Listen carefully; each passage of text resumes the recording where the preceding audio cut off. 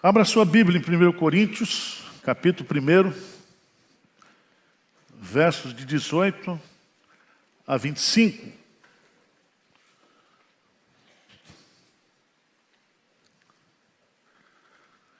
Eu quero falar nesta manhã sobre a mensagem da cruz. É o tema da pregação da igreja. Nós não temos outro tema fundamental como igreja que não seja a cruz de Cristo. A cruz de Cristo. Vamos ler juntos 1 Coríntios, capítulo 1, a partir do versículo 18. Paulo diz: certamente a palavra da cruz é loucura para os que se perdem, mas para nós que somos salvos, poder de Deus. Pois está escrito: destruirei a sabedoria dos sábios e aniquilarei a inteligência dos instruídos. Onde está o sábio? Onde o escriba? Onde o inquiridor desse século? Porventura não tornou Deus louca a sabedoria do mundo? Visto como na sabedoria de Deus o mundo não conheceu por sua própria sabedoria, aprove a Deus salvar os que creem pela loucura da pregação. Porque tanto os judeus pedem sinais, como os gregos buscam sabedoria, mas nós pregamos a Cristo crucificado, escândalo para os judeus, loucura para os gentios.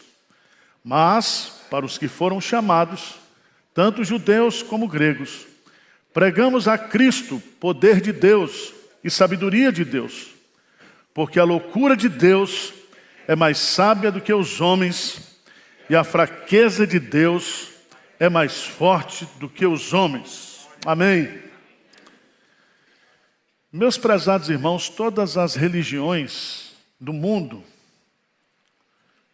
todas as ideologias, têm o seu símbolo visual de identificação.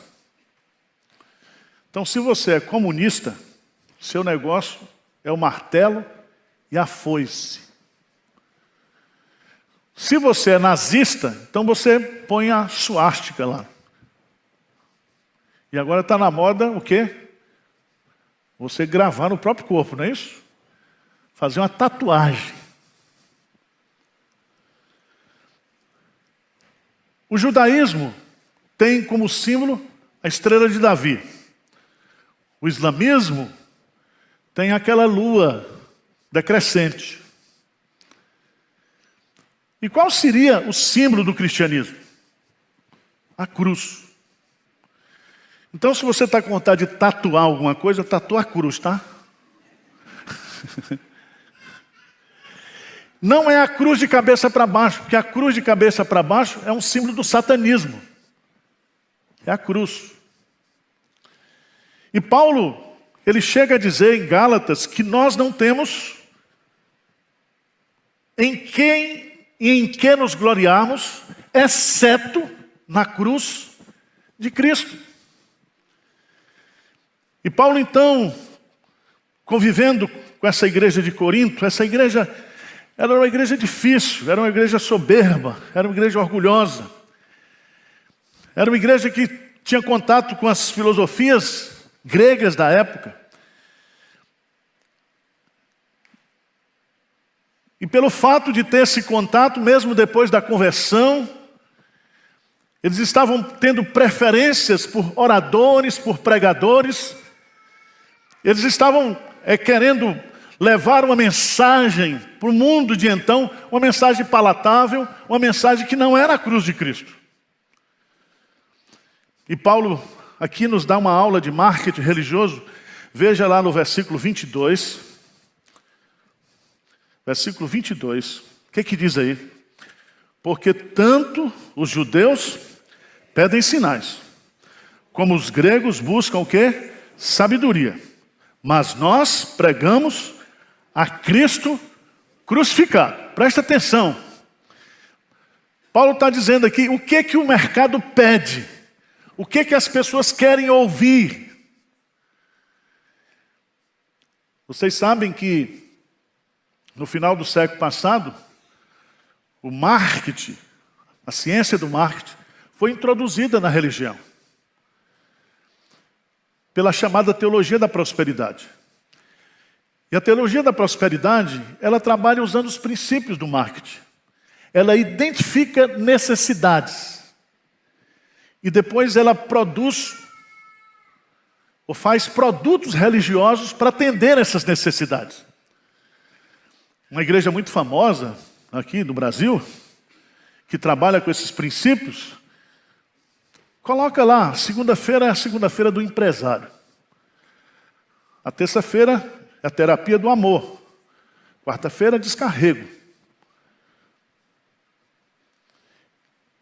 E ele vai colocando e adequando a sua mensagem para agradar as pessoas. Só que Paulo, então, se levanta contra tudo isso. Porque se os judeus pedem sinais, querem ver milagres, os gregos querem aulas de conhecimento, de sabedoria. Vocês sabem que o Espiritismo, copiando o escolasticismo da Idade Média, tenta fazer uma junção entre filosofia, ciência e religião. Mas o que eu queria destacar aqui nesta manhã é que o apóstolo Paulo vai de encontro a tudo isso. E Paulo vai declarar claramente aqui que o cerne da pregação da igreja, que a plataforma da pregação da igreja é a cruz de Cristo. A cruz, segundo Jesus, é a atração do evangelho. João capítulo 12, ele diz: quando eu for levantado, todos atrairei a mim. A cruz é a nossa redenção. É na cruz que a ira de Deus se manifesta juntamente com a sua graça. Ele castiga Jesus em nosso lugar. E através da sua graça, Ele nos salva mediante o sacrifício de Jesus Cristo. Jesus Cristo, ou a cruz de Jesus, é o nosso viver diário. Se alguém quiser me seguir, disse Jesus, renuncie a si mesmo e tome a sua cruz. E a cruz aqui não é um crucifixo que você pendura no pescoço. Essa cruz aqui significa que eu e você temos que morrer todo dia, a nossa vontade, o nosso querer, para que Cristo seja visto em nós. O projeto de Deus, segundo Romanos capítulo 8, é nos conformar à imagem de Jesus Cristo. Todos nós, como cristãos, como filhos de Deus, estamos sendo trabalhados, burilados pelo Espírito Santo para um dia sermos semelhantes a Jesus. Então Jesus é tudo para nós. Jesus é tudo. E olha, irmãos, nós estamos vivendo um tempo difícil hoje. Igual a igreja de Corinto. Tem muita gente hoje que está trocando Jesus pelo pregador. A igreja está cheia de celebridades. Cheia de celebridades. E eu ouço nas discussões, eu vejo que as pessoas estão... Mas fulano diz isso, fulano diz aquilo. E Jesus, onde é que fica? Veja o que Paulo diz no versículo 17 de 1 Coríntios. Ele diz o seguinte: porque não me enviou Cristo para batizar, mas para pregar o evangelho, não com sabedoria de palavra. Para quê? Para que não se anule a cruz. Anule a cruz. Quando você muda a mensagem, quando o seu foco não é mais Cristo, você está anulando a cruz. Vocês estão entendendo ou não?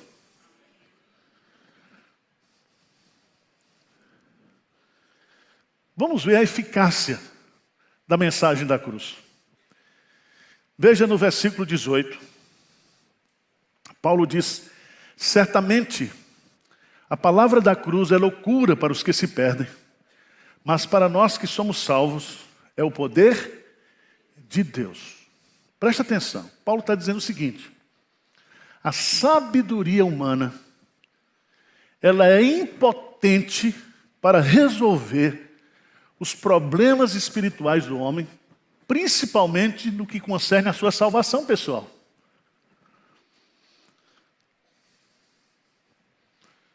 visto. Paulo diz aí no versículo 21, visto. Como na sabedoria de Deus, o mundo não o conheceu por sua própria sabedoria, aprove a Deus salvar os que creem pela loucura da pregação. Quem gosta de filosofia aqui, levanta a mão. Eu também gosto. Uma das coisas mais marcantes é quando você estuda a história da filosofia. E todo mundo sabe que Sócrates é o ponto de referência. Nós temos a filosofia pré-socrática, a filosofia socrática e a filosofia pós-socrática. Eu queria desafiar você a fazer um estudo da história da filosofia e desafiar você o impacto transformador que a filosofia trouxe para a vida do homem.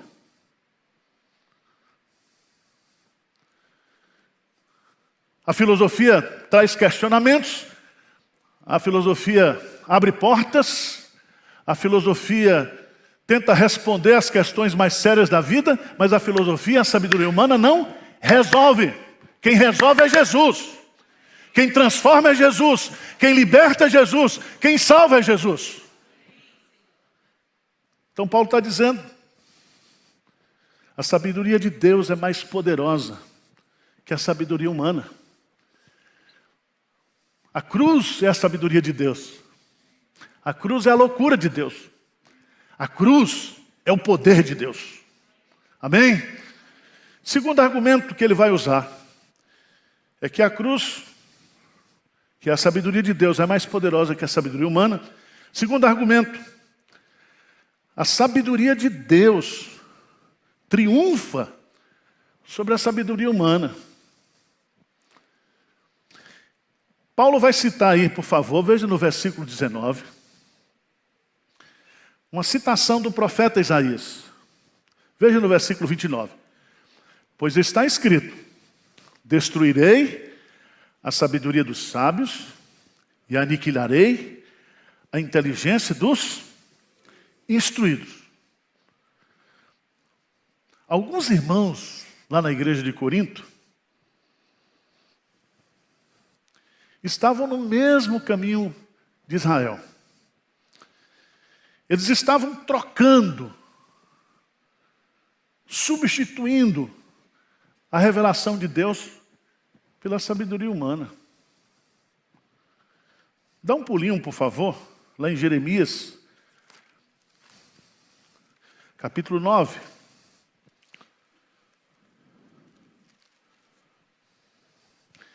Jeremias capítulo 9, versículos 23 e 24. Vamos ler juntos? Assim diz o Senhor, não se glorie o sábio na sua sabedoria, nem o forte na sua força, nem o rico nas suas riquezas. Mas o que se gloriar, glorie nisto, em me conhecer e saber que eu sou o Senhor, e faço misericórdia, juízo e justiça na terra, porque dessas coisas me agrado, diz o Senhor. Por isso que Paulo faz um desafio aí em 1 Coríntios. No versículo 20 ele diz, onde está o sábio? Onde o escriba? Onde o inquiridor deste século? Porventura não tornou Deus louca a sabedoria do mundo?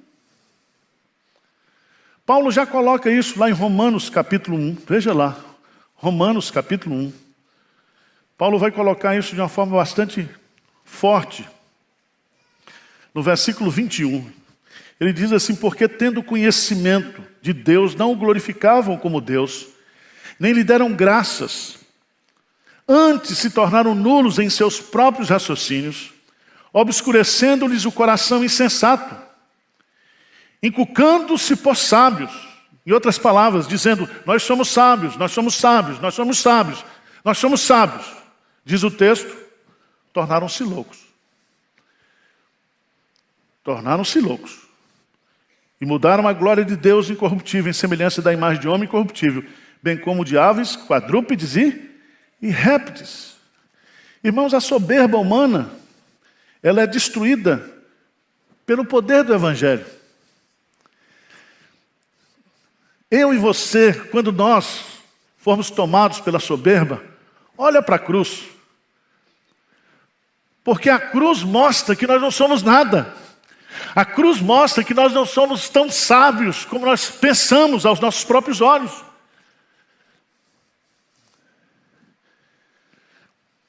E é muito preocupante hoje, porque alguns pregadores, eles não estão mais pregando a cruz de Cristo. Eles estão pregando a sua própria sabedoria. Então nós precisamos tomar muito cuidado. Você tem pregadores que têm milhões de seguidores, você vai lá pesquisar para ver se tem uma mensagem. É coaching espiritual.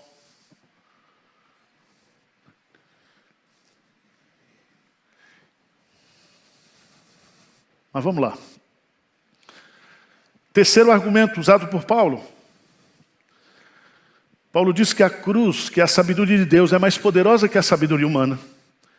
Paulo diz que a sabedoria de Deus, que é a cruz, triunfa sobre a sabedoria humana. Mas em terceiro lugar, Paulo diz que a sabedoria de Deus frustra a arrogância humana. Ele diz que os judeus pedem sinais, os judeus querem ver milagres, os gregos buscam sabedoria, conhecimento, mas nós pregamos a Cristo crucificado, que é escândalo, que é loucura, mas para aqueles que foram chamados por Deus, é o poder de Deus. E aqui Paulo vai nos mostrar uma coisa muito importante que destrói a arrogância humana, é que a cruz não é para quem quer, é para quem Deus chama. Veja que isso é um martelo, é uma bigorna, a bigorna de Deus, destruindo a arrogância humana. Se você está salvo aqui nessa manhã, se você é crente, se você vai participar da ceia do Senhor, é porque Deus te chamou. É porque Deus te escolheu. É porque o Espírito Santo te converteu. Então eu e você nós não temos nenhum mérito de estarmos aqui adorando ao Deus verdadeiro. Então baixa a sua bola. Baixa a sua bola. Pela graça sois mediante a fé. Isso não vem de vós, é um dom de Deus. E Paulo, ele é contundente. Paulo é contundente. Sabe o que Paulo fala? Veja aí no versículo 26. Ele diz assim: irmãos, reparai, pois, na vossa vocação. Paulo está pedindo aos irmãos de Corinto que considerem o seu chamado. E ele vai aqui dar uma aula. Você já pensou se Deus puxasse a nossa capivara aqui hoje? Hein? Sua vida pregressa. Reparai aqui entre nós. Quem é que Deus teria motivo para lhe converter, para lhe chamar? Paulo vai dizer assim: primeiro, Deus é soberano em escolher e chamar pessoas pela pregação do Evangelho. Ele diz assim: visto que não foram chamados muitos sábios segundo a carne, nem muitos poderosos, nem muitos de nobre nascimento. Pelo contrário, Deus escolheu as coisas loucas do mundo para envergonhar os sábios, e escolheu as coisas fracas do mundo para envergonhar as fortes. E Deus escolheu as coisas humildes do mundo e as desprezadas e aqueles que não são, para reduzir a nada as que são. Paulo sabe o que ele está dizendo aqui? É que Deus inverte os padrões do mundo. Inverte. Um filósofo que era muito conhecido na época, chamado Platão, ele tinha a figura do Estado. E na figura do Estado, a cabeça eram os sábios. Eram os filósofos. Esses eram o quê? A cabeça do Estado. O corpo do Estado, o tronco com as mãos, são aqueles que defendem o Estado. São os poderes, né? A Marinha, Exército e Aeronáutica. E as pernas do Estado? O povo, nós. E ele dizia, quem faz o Estado andar é o povo. Mas quem pensa pelo povo são os filósofos. E ele tem uma figura muito interessante, todo mundo conhece aqui, já leu sobre a caverna de Platão. Quem já leu isso aí? Caverna de Platão. Ele diz que todos nós estamos dentro dessa caverna. Em outras palavras, todos nós somos o quê? Ignorantes. Os sábios são aqueles que conseguem descobrir que tem um buraco na caverna em cima. E ele consegue sair. No momento que ele sai daquela caverna da obscuridade, ele então tem o quê? Conhecimento. Sabe o que Deus está dizendo aqui? Paulo está dizendo? Ele diz, não. Você recebeu a revelação, o conhecimento, porque Deus quis. É Ele que nos chamou. E Ele nos chamou porque Ele nos predestinou. E Ele então nos predestina, nos chama, nos justifica, nos santifica e vai nos glorificar. Mas a obra é dEle, a salvação é dEle. Não há mérito em mim e em você. Deus chama pessoas desprezadas pela sociedade para envergonhar e anular aquelas que pensam ser alguma coisa. Ele anula e remove completamente todos esses padrões transitórios do mundo e implanta na igreja os valores do reino. Então você não é valoroso por aquilo que você é. Nós não somos preciosos aos olhos de Deus por aquilo que nós somos, mas pelo fato dele ter nos escolhido e sermos dele.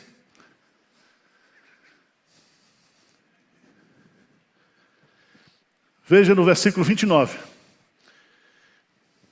Qual o propósito disso tudo? O que ele diz? A fim de que ninguém o quê? Irmãos, se vangloriar fora da presença de Deus, nas rodinhas, é muito fácil. Agora, quando você chega diante de Deus, você tem o que se vangloriar? Você tem alguma glória humana? O nosso Deus é o Deus de toda glória. Se você der glória para Ele e não der glória para Ele, Ele é o Deus de toda glória. Mas quando você chega diante de Deus e diz, Senhor, muito obrigado. Você recebe graça sobre graça. Porque Deus resiste aos soberbos e dá glória ao quê? Aos humildes. Paulo então conclui o capítulo 1, mostrando qual é o objetivo da cruz, da sabedoria de Deus. Olha que coisa linda. Mas vós sois dele, em Cristo Jesus. A cruz nos torna propriedades de Jesus. Nós somos de Jesus por causa da cruz. Nós somos dele. Definitivamente dele. Totalmente dele. Amém? E ele vai dizer assim, e esse Jesus, ele se tornou para nós o quê? Da parte de Deus. Vamos repetir. Sabedoria, justiça, santificação e redenção. Então, se cair no Enem espiritual, no vestibular para você ir para o céu, se cair esse quesito aqui, o que Cristo significa para mim e para você? O que Deus me dá através de Cristo Jesus? Cristo é a minha sabedoria, Cristo é a minha justiça, Cristo é a minha santificação, Cristo é a minha redenção. Agora, veja o argumento a fortiori. O que Paulo vai dizer? Versículo 31, bem forte. para que, como está escrito, aquele que se gloria, glorie-se no Senhor. Amém. Então, nesta manhã de Santa Ceia, nós vamos nos aproximar com o nosso coração quebrantado. Vai cantar um cântico que todo mundo conhece? Aqueles... Feche os seus olhos e vamos falar com Deus. Senhor, nós estamos diante do Senhor nessa manhã. E nós estamos aqui por causa do Senhor. O Senhor é o motivo da nossa salvação, da nossa redenção, da nossa santificação. E queremos pedir perdão para o Senhor por toda a nossa soberba, toda a nossa vaidade. Quebrando o nosso coração. Tira do nosso coração toda a vaidade, todo o espírito de soberba, de achar que somos alguma coisa diante da Tua grandeza, diante da Tua majestade. Ó Deus, não permite que a igreja de Pinheiros se afaste da cruz. Pregue outra mensagem que não seja a mensagem da cruz, Senhor. Venha nos proteger, venha nos guardar de heresias, venha nos proteger de homens hereges, de pessoas malignas. Venha pastorear o Teu rebanho nesta manhã, trazendo graça, alegria, perdão, satisfação. Essa é a nossa oração humilde, em nome de Jesus. Amém.